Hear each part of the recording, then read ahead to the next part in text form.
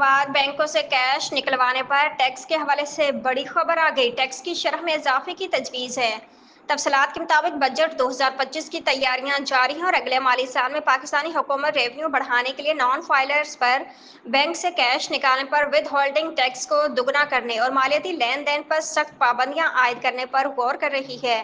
नई तजवीज़ बैंकों से 50,000 पेश या इससे ज़्यादा रकम निकालने वाले अफराद को बराह रास्त मुतासिर करेगी, जिसका मकसद 15 से 20 अरब रुपए का इजाफी रेवेन्यू हासिल करना है। इस्लामाबाद वज़ीर-ए-आज़म शहबाज शरीफ का कहना है कि भारत को पानी बतौर हथियार इस्तेमाल नहीं करने देंगे।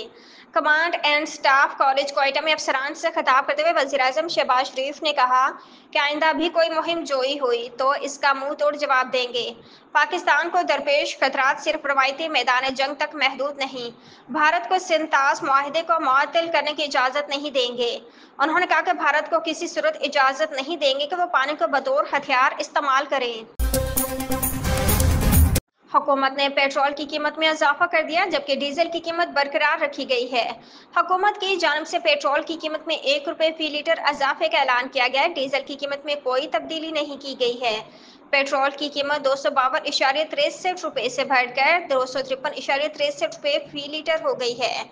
नोटिफिकेशन के मुताबिक डीजल की कीमत में कोई तब्दीली नहीं की गई और डीजल की कीमत 254.64 रुपये फी लीटर पर बरकरार है।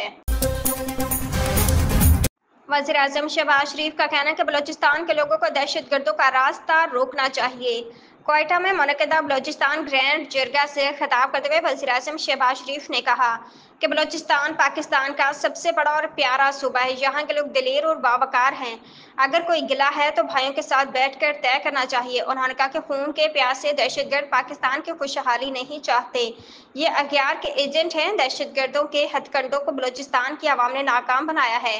बताएं वो क्या नकाइस हैं जो आपके मशवरे से हम ठीक कर सकते हैं।